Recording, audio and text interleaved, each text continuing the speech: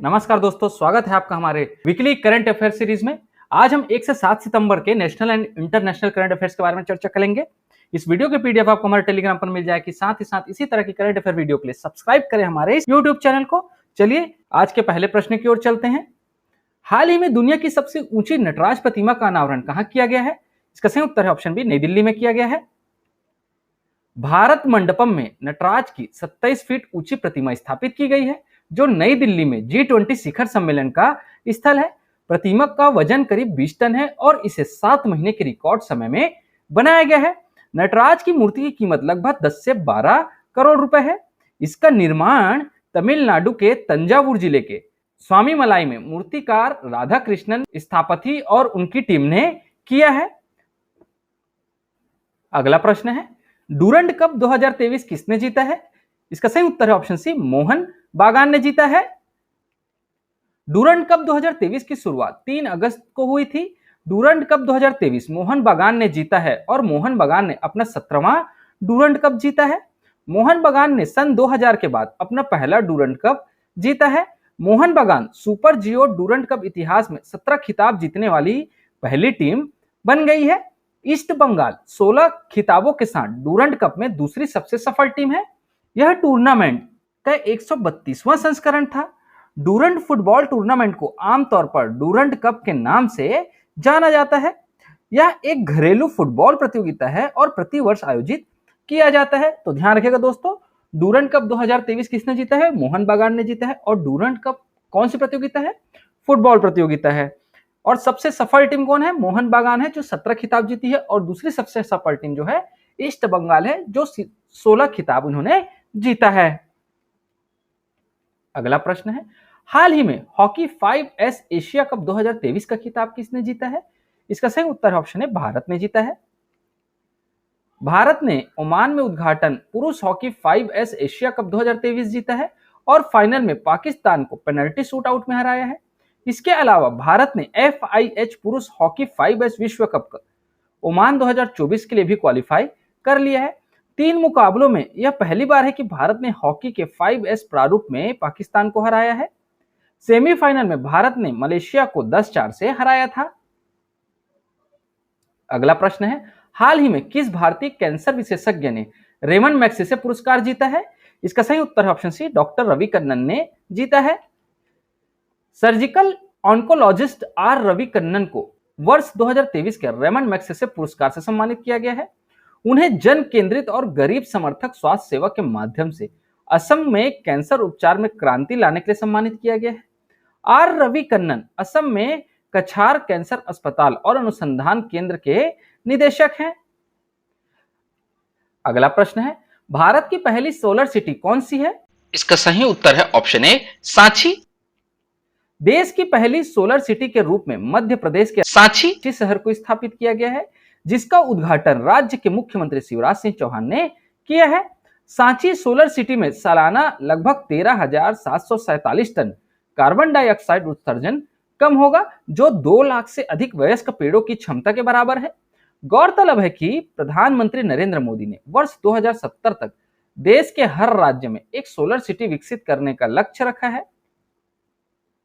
अगला प्रश्न है, इसरो ने किस रॉकेट से आदित्य L1 को लॉन्च किया है? इसका सही उत्तर ऑप्शन है, PSLV C57 से लॉन्च किया है। आदित्य L1 सूर्य की स्टडी करेगा। कब लॉन्च हुआ है? 2 सितंबर 2023 को सुबह 11:50 पे लॉन्च हुआ है। कहां से लॉन्च हुआ? आंध्र प्रदेश के श्रीहरिकोटा के सतीश धवन स्पेस सेंटर से लॉन्च हुआ है। किस रॉकेट ने लॉन्च किया है? PSLV C57 का एक्सेल वर्जन ने लॉन्च किया है। आदित्य L1 की प्रोजेक्ट डायरेक्टर निगार साजी थी।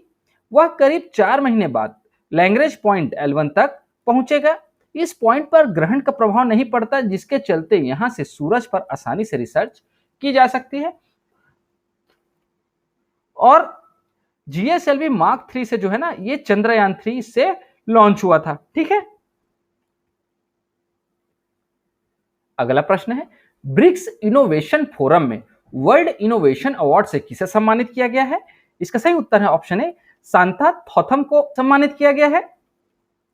तेलंगाना की मुख्य नवाचार अधिकारी शांता थोटम को 27 से 29 अगस्त तक मॉस्को में आयोजित पहले ब्रिक्स इनोवेशन फोरम में वर्ल्ड इनोवेशन अवार्ड से सम्मानित किया गया है। ब्रिक्स में जो है ना वो 5 देश आते हैं, उसमें ब्राजील, भारत, रूस, चीन, दक्षिण अफ्रीका है। ब्रिक्स इनोवेशन फोरम 2023 जो है मॉस्को रूस में आयोजित किया गया है और ब्रिक्स शिखर सम्मेलन 2023 का आयोजन जो है ना जोहान्सबर्ग दक्षिण अफ्रीका में किया गया है। इसी तरह अगले वर्ष ब्रिक्स शिखर सम्मेलन 2023 का आयोजन रूस में किया जाएगा। तो ध्यान रखें दोस्तों, ब्रिक्स इनोवेशन फोरम ये अलग है और ब्रिक्स शिखर सम्मेलन ये भी अलग है। तो ब्रिक्स इनोवेशन फोरम मॉस्को रूस में हुई है वर्ष 2023 का और ब्रिक्स शिखर सम्मेलन 2023 का आयोजन जोहान्सबर्ग दक्षिण अफ्रीका में हुई है। अगला प्रश्न है, global finance central banker report 2023 में आरबीआई गवर्नर शक्तिकांत दास को कौन सी रेटिंग मिली है? इसका सही उत्तर ऑप्शन है A+ की रेटिंग दी गई है। रिजर्व बैंक ऑफ इंडिया के गवर्नर शक्तिकांत दास को अमेरिका की ग्लोबल फाइनेंस मैगजीन में ग्लोबल लेवल पर टॉप सेंट्रल बैंकर के रूप में रैंक किया गया है। शक्तिकांत दास को global finance central banker report card 2023 में A+ की रेटिंग दी गई है। शक्तिकांत दास जून में गवर्नर ऑफ द ईयर चुने गए थे।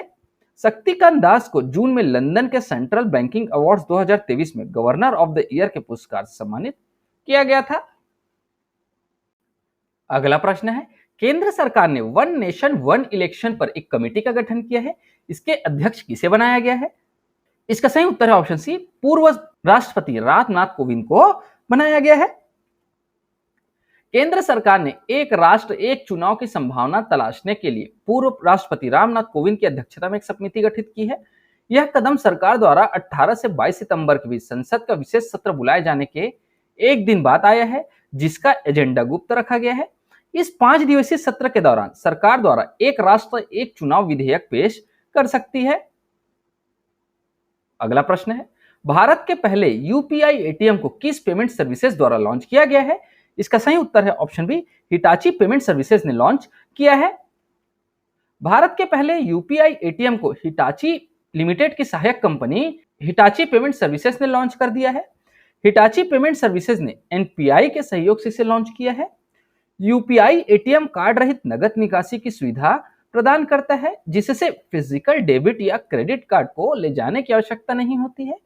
यूपीआई ऐप की मदद से यूजर अपने बैंक अकाउंट से पैसे निकाल सकते हैं। अगला प्रश्न है, हाल ही में किस राज्य में श्री राम राजन लोक की आधारशिला रखी गई है? इसका सही उत्तर है ऑप्शन ए, मध्य प्रदेश में रखी गई है। मध्य प्रदेश के ओरछा में श्री राम राजन लोक बनाने की आधारशिला रखी गई है। 12 एकड़ में यह लोक बनेगा, जिसका भव्य प्रवेश द्वार होगा, बालकांड और उत्तरकांड प्रांगण होगा एवं कई सुविधाएं होंगी। अगला प्रश्न है, हाल ही में इंटरनेशनल एमी अवार्ड जीतने वाली पहली भारतीय महिला कौन बनी है? इसका सही उत्तर है ऑप्शन ए, एकता कपूर बनी है। Ekta Kapoor international Emmy award जीतने वाली पहली भारतीय महिला बनी है। उन्होंने इंटरनेशनल एमी डायरेक्टर अवार्ड अपने नाम किया है। उन्हें टीवी से लेकर ओटीटी और हिंदी फिल्मों में बेहतरीन डायरेक्शन प्रोड्यूसर के लिए जाना जाता है। अगला प्रश्न है, मिस वर्ल्ड 2023 इवेंट का आयोजन भारत के किस शहर में किया जाएगा?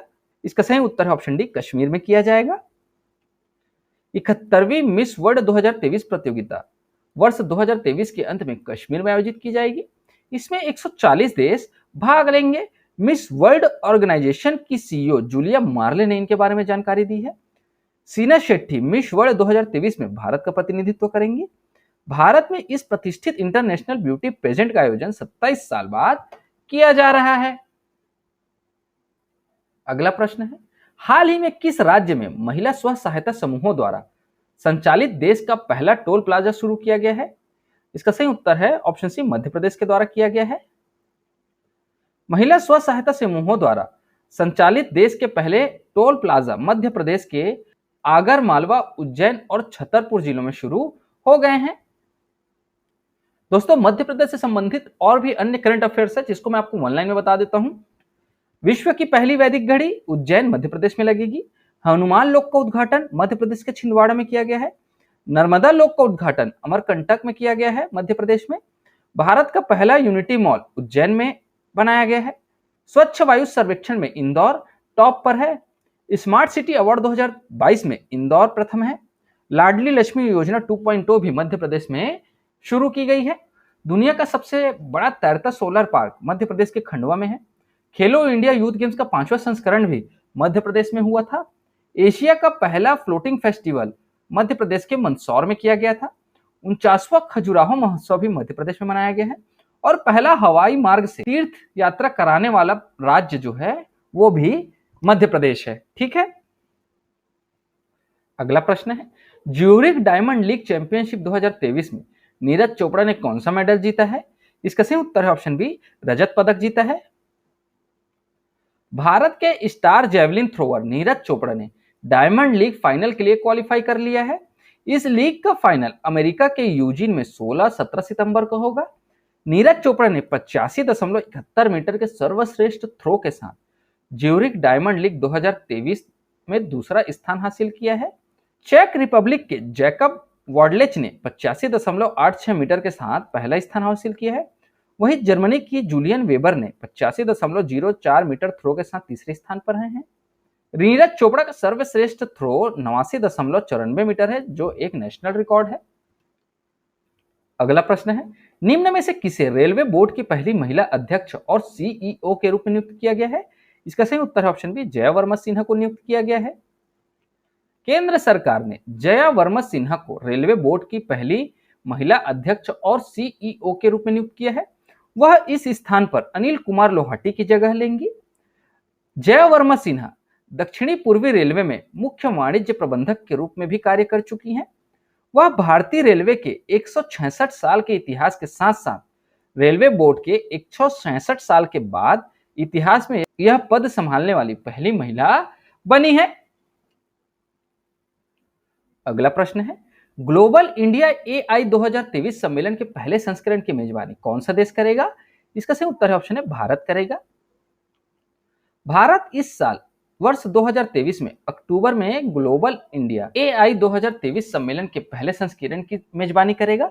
यह अगली पीढ़ी के शिक्षण, आर्टिफिशियल इंटेलिजेंस मॉडल, इलेक्ट्रिक वाहनों और कंप्यूटिंग प्रणालियों में एआई अनुप्रयोगों के लिए एक अच्छा प्लेटफॉर्म है। इलेक्ट्रॉनिक्स और सूचना प्रौद्योगिकी राज्य मंत्री राजीव चंद्रशेखर ने इस बात की जानकारी दी है। अगला प्रश्न है, आकाशवाणी एवं एनएसडी के प्रधान महानिदेशक का पदभार किसने ग्रहण किया है? इसका सही उत्तर है ऑप्शन है, डॉक्टर वसुधा गुप्ता ने ग्रहण किया है। भारतीय सूचना सेवा की 1989 बैच की वरिष्ठ अधिकारी डॉक्टर वसुधा गुप्ता ने आकाशवाणी एवं समाचार सेवा प्रभाग एनएसडी के प्रधान महानिदेशक का पदभार ग्रहण किया है। इससे पहले वह आकाशवाणी में महानिदेशक के पद पर कार्यरत थी। उन्होंने प्रेस सूचना ब्यूरो के महानिदेशक के रूप में भी काम किया है। और ध्यान दीजिएगा दोस्तों, अभी वर्तमान में पीआईबी के जो प्रमुख हैं, नए प्रमुख, वो मनीष देसाई को नियुक्त किया गया है। ठीक है, ये एक क्वेश्चन है जो यहाँ पे आपको मैंने ऐड कर दिया। ये भी आपको प्रश्न पूछा जा सकता है। इस यहाँ पे ये लिखा नहीं हुआ है, पीडीएफ में मैं लिख दूंगा, बट आप इसको नोट कर लीजिएगा। अगला प्रश्न है, भारत की अध्यक्षता में होने वाले G20 समिट 2023 में कितने देशों को गेस्ट कंट्री के रूप में आमंत्रित किया गया है? इसका सही उत्तर है ऑप्शन सी, 9 देशों को आमंत्रित किया गया है। हर वर्ष G20 शिखर सम्मेलन में सदस्य देशों के अलावा गैर G20 देशों को भी आमंत्रित किया जाता है। भारत ने इस बार अपनी अध्यक्षता के तहत 9 गैर G20 देशों को आमंत्रित किया है, जिनमें बांग्लादेश, मिस्र, UAE, Netherlands, Mauritius, Nigeria, Oman, Singapore और स्पेन शामिल है। भारत की G20 अध्यक्षता की थीम पीएम मोदी की विदेश नीति के प्रमुख टेम्पलेट वसुधैव कुटुंबकम या one earth one family one future के अनुरूप है। G20 शिखर सम्मेलन 9 और 10 सितंबर 2023 को नई दिल्ली में आयोजित किया जाएगा। ठीक है, चलिए आगे बढ़ते हैं। अगला प्रश्न है, हाल ही में ऑपरेशन मुस्कान किस शहर में लागू किया गया है? इसका सही उत्तर है ऑप्शन सी, मुंबई में लागू किया गया है। ध्यान रखिए दोस्तों, छत्तीसगढ़ में भी ऑपरेशन मुस्कान छत्तीसगढ़ राज्य शासन द्वारा चलाया गया था, जिसके तहत गुमशुदा बच्चों की घर वापसी के लिए अभियान चलाया गया था। और अभी ये जो ऑपरेशन मुस्कान है ये मुंबई शहर में चलाया गया है। ठीक है, गृह मंत्रालय की परियोजना ऑपरेशन मुस्कान के तहत इस साल अब तक मुंबई पुलिस ने 5,000 से अधिक नाबालिगों को बचाया है। इसका उद्देश्य लापता बच्चों को ढूंढना और उन्हें बचाना और पुनर्वास करना है। अगला प्रश्न है, 20वें आसियान भारत शिखर सम्मेलन का आयोजन कहां किया जा रहा है? इसका सही उत्तर है ऑप्शन डी, जकार्ता में किया जा रहा है। प्रधानमंत्री नरेंद्र मोदी जकार्ता में आसियान भारत शिखर सम्मेलन और पूर्वी एशिया शिखर सम्मेलन में भाग ले रहे हैं। इस बार इंडोनेशिया की अध्यक्षता में आसियान भारत शिखर सम्मेलन आयोजित किया जा रहा है। पीएम मोदी 18वें पूर्वी एशिया शिखर सम्मेलन में भी भाग लेंगे। आसियान का फुल फॉर्म क्या है? Association of south east Asian Nations, जिसमें दक्षिण पूर्व एशिया में 10 सदस्य देशों का एक राजनीतिक और आर्थिक संघ है, जिसकी स्थापना 1967 में की गई थी। अगला प्रश्न है, भारत के पहले एआई संचालित एंटी ड्रोन सिस्टम को क्या नाम दिया गया है? इसका सही उत्तर है ऑप्शन सी, इंद्रजाल नाम दिया गया है। हैदराबाद स्थित रोबोटिक्स कंपनी ग्रेने रोबोटिक्स ने कृत्रिम बुद्धिमत्ता या उसी को एआई भी बोलते हैं, एआई द्वारा संचालित एक अभिनव स्वायत्त एंटी ड्रोन प्रणाली इंद्रजाल को विकसित किया है। इंद्रजाल पूरी तरह से भारत में विकसित किया गया है, जो प्रौद्योगिकी और रक्षा में देश की क्षमताओं को प्रदर्शित करता है। ये जो फोटो आप देख रहे हैं ना, ये उसी ड्रोन की फोटो है। अगला प्रश्न है, भारत ड्रोन शक्ति 2023 का आयोजन किस शहर में किया जाएगा? इसका सही उत्तर है ऑप्शन सी, गाजियाबाद में किया जाएगा। भारतीय वायुसेना और ड्रोन फेडरेशन ऑफ इंडिया इस महीने की 25 तारीख को, मतलब सितंबर महीने की 25 तारीख को उत्तर प्रदेश के हिंडन गाजियाबाद में भारतीय वायुसेना के एयरबेस पर भारत ड्रोन शक्ति 2023 की सह मेजबानी करेंगे। इस 2 दिवसीय ड्रोन इवेंट में 50 से अधिक लाइव एरियल शो किए जाएंगे। अगला प्रश्न है, भारत के किस राज्य में वर्ल्ड कप 2023 की ओपनिंग सेरेमनी की जाएगी? इसका सही उत्तर है ऑप्शन ए, अहमदाबाद में किया जाएगा। वनडे वर्ल्ड कप 2023 वर्ष 2023 में इसका 13वां संस्करण भारत की मेजबानी में खेला जाएगा। गुजरात के अहमदाबाद में 4 अक्टूबर 2023 को ओपनिंग सेरेमनी की जाएगी। आईसीसी पुरुष वनडे वर्ल्ड कप 2023 का शुभंकर क्रिक्टो वर्ष है। यहाँ पे क्रिक्टी वर्ष हो गया है, ये गलत है, ये क्रिक्टो वर्ष है। ठीक है, मैं इसको पीडीएफ में सुधार दूंगा, आप इसको ध्यान रखिएगा कि आईसीसी पुरुष वनडे वर्ल्ड कप 2023 का शुभंकर जो है वो क्रिक्टो वर्ष है। ठीक है, अगला प्रश्न है, किस राज्य में हाल ही में महिलाओं के लिए गृह लक्ष्मी योजना शुरू की गई है? इसका सही उत्तर है ऑप्शन सी, कर्नाटक में शुरू की गई है।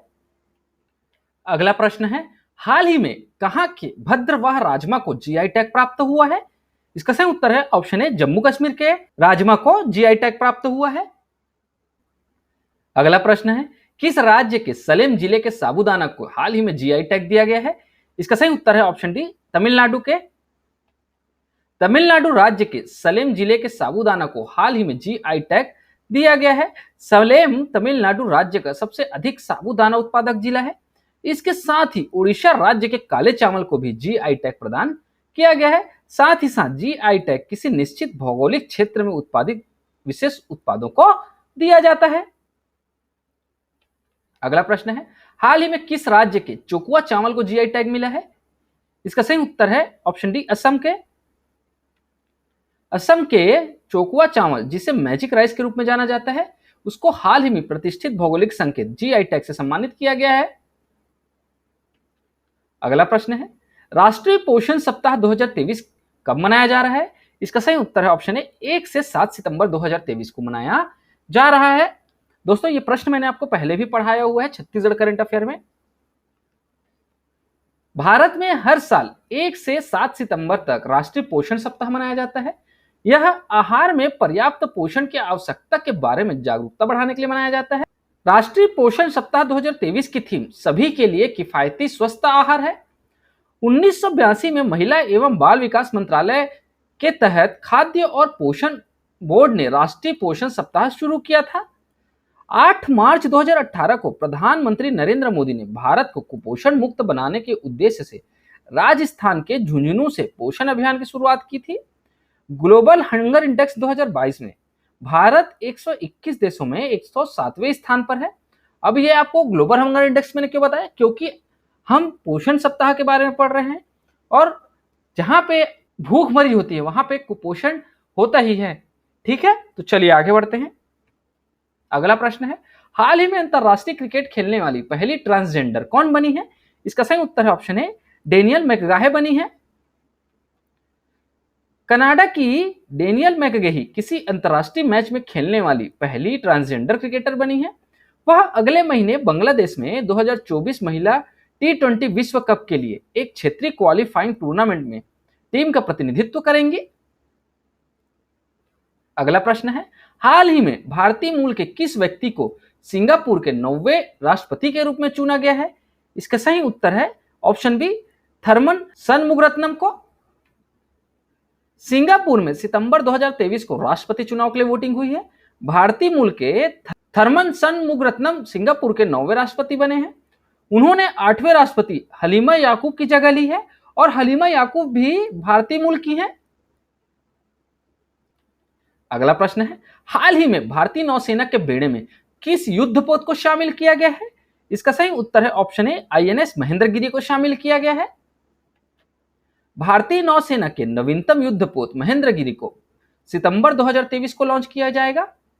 उपराष्ट्रपति जगदीप धनखड़ की पत्नी सुदेश धनखड़ ने Mazagaon dock ship builders limited में इसका शुभारंभ किया है।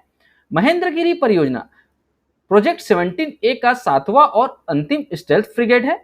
प्रोजेक्ट 17 अल्फा के तहत बनाए गए युद्धपोतों में INS महेंद्रगिरी 7वां और आखिरी स्टील्थ फ्रिगेट है। यह बेहतर स्टील्थ फीचर्स, एडवांस हथियार प्रणाली और सेंसर से लैस है। ओडिशा की पर्वत श्रृंखला के नाम पर 7वें युद्धपोत का नाम एक पर्वत श्रृंखला के नाम पर रखा गया है। इसके पहले 6 जहाजें INS Nilgiri, INS Himgiri, INS Taragiri, INS Udayagiri, INS Dunagiri और INS विंध्यगिरी के नाम से भी पर्वत श्रृंखलाओं के नाम रखे गए थे। अगला प्रश्न है, हाल ही में किस बैंक ने नया saving account variant infinity saving account launch करने की घोषणा की है? इसका सही उत्तर है ऑप्शन बी एक्सिस बैंक ने लॉन्च करने की घोषणा की है।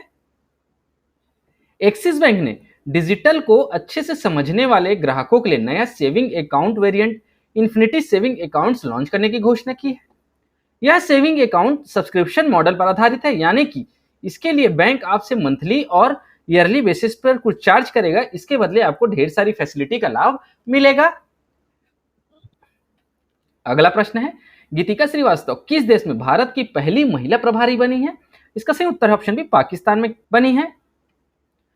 वर्तमान में विदेश मंत्रालय के मुख्यालय में संयुक्त सचिव के रूप में कार्यरत गीतिका श्रीवास्तव इस्लामाबाद पाकिस्तान में अपने उच्चायोग में भारत की नई प्रभारी होंगी।